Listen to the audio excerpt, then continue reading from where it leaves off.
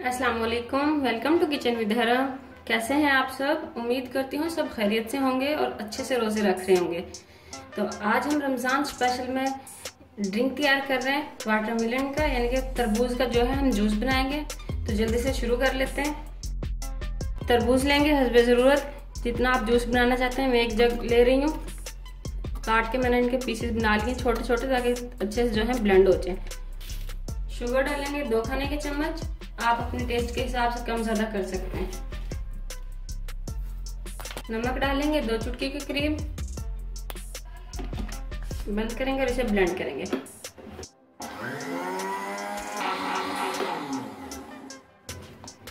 ये देखें, ये हो गया, ये जूस हमारा ब्लेंड हो गया। इसे छान लेंगे।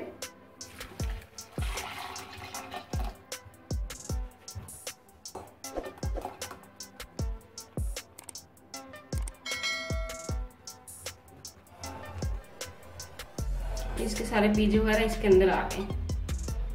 गिलास लें और सर्व करें।